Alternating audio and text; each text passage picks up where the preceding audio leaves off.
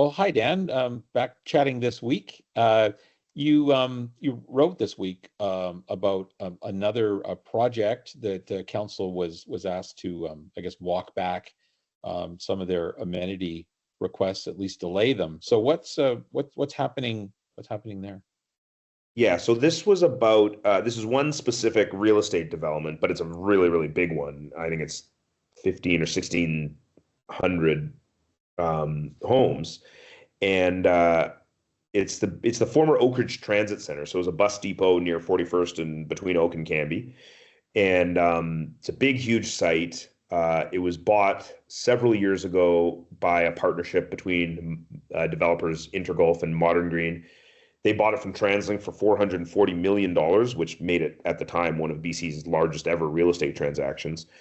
And then those, original owners got it through the rezoning process about 4 years ago now. So Vancouver's previous city council approved this rezoning. It was a big, huge master plan community, commercial space, childcare, market rental housing, market condos, non-market housing, some social housing, a big 2-acre public park. It was a big whole.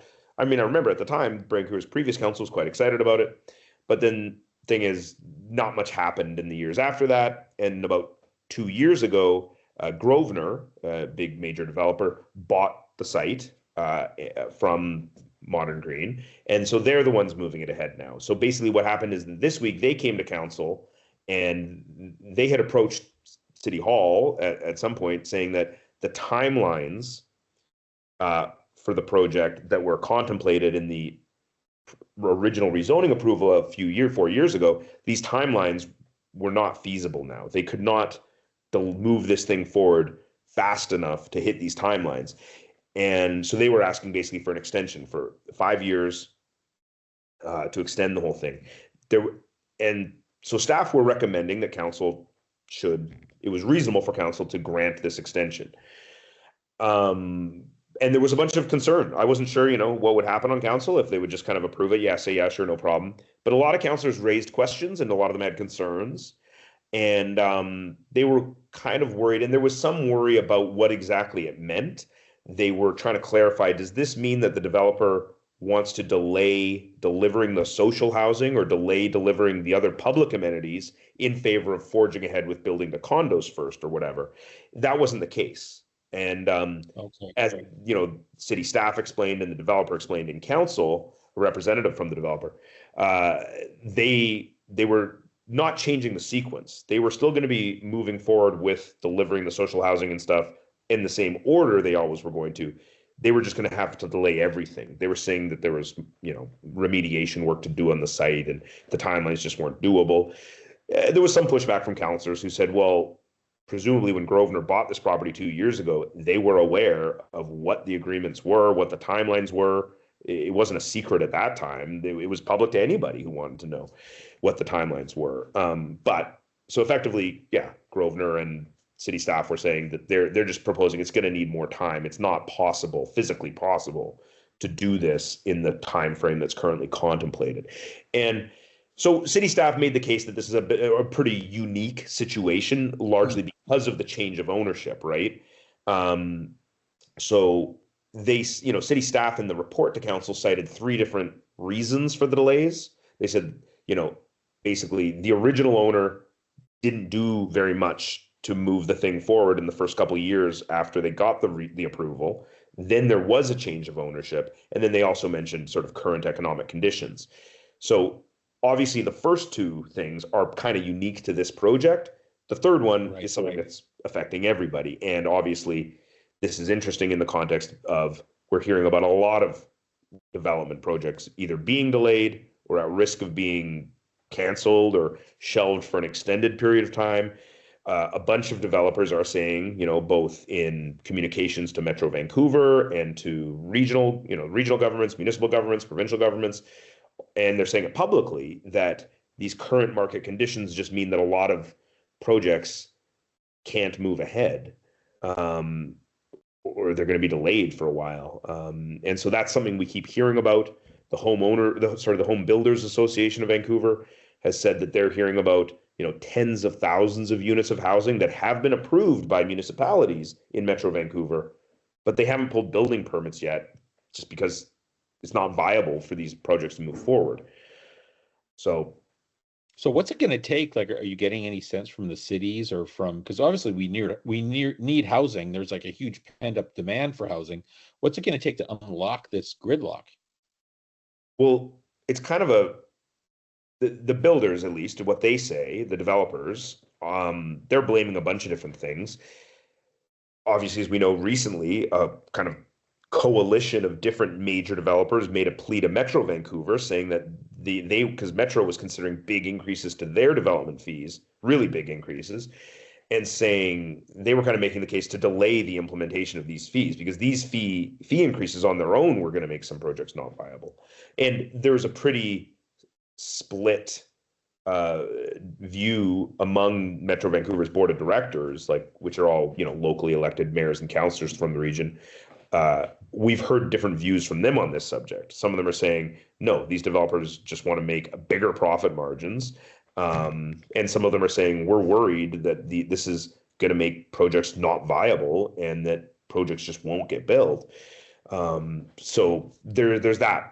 That's a factor, or at least builders are saying that's a factor. These, if you triple the development fees per unit and you've got 1,000-unit development or a 2,000-unit development, obviously it makes a pretty big difference for the pro forma. That's what the developers are saying.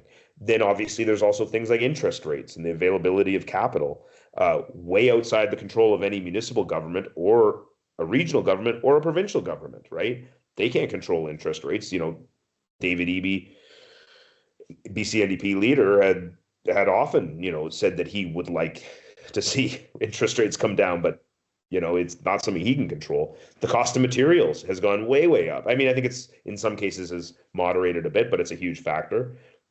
It's a very tight labor market. We're hearing a lot of skilled trades. A lot of people are retiring. Not as many people are coming up. So the availability of skilled trades to actually build the homes. So it sounds like it's a tight market right now. And I mean, obviously in the past, one of the things builders and, the industry and the development lobbyists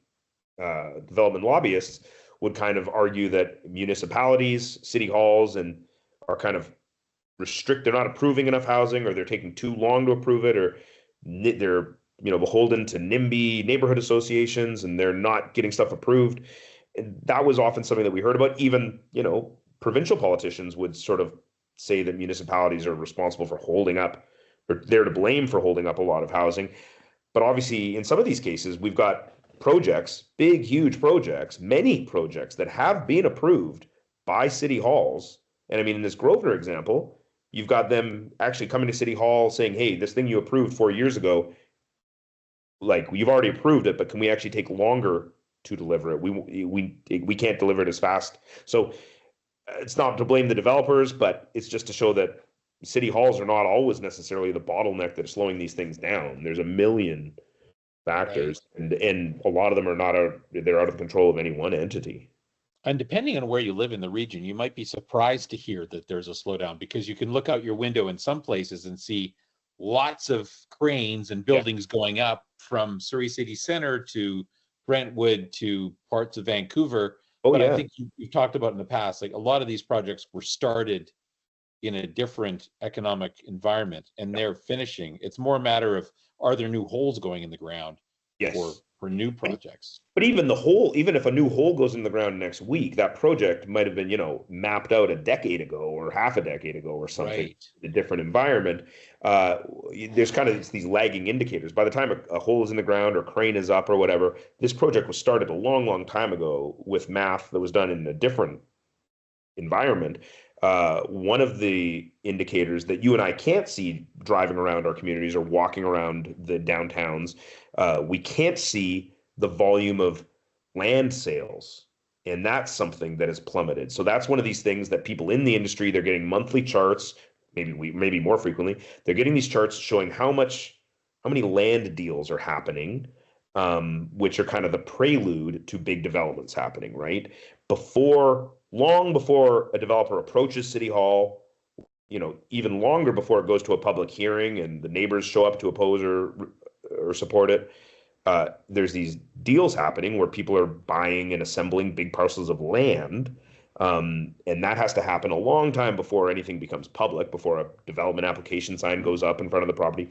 Anyway, those have plummeted in recent months, and we've written about this before. There's way fewer land sales happening. There's been a precipitous decline in those, and so that's happening now. We can't see that with our eyes walking around town, but there are these charts that people in the industry are looking at and saying, "Whoa, this looks pretty bad." And so, in theory, unless something changes, what that might mean is that 5 years from now, we're not going to see new holes getting dug in the ground, new cranes going up. But obviously, things can change pretty fast in this industry. Right. Things could get fast tracked, but then you would also run into that challenge that you mentioned earlier about labor supply. If suddenly everybody decided they wanted to turn on the faucet at the same time, it's not going to be possible. So, yeah. Yeah. Interesting. And obviously there are different things that the federal government, provincial government, they're doing things to try to address the shortage of labor, trying to train up more people. These are good jobs, and whether it's training up local people, bringing in skilled people, from elsewhere, it's something they're trying to address, but it's an issue. It's not an issue that you can kind of fix in a week or two, right? Right. All right. Thanks, Dan.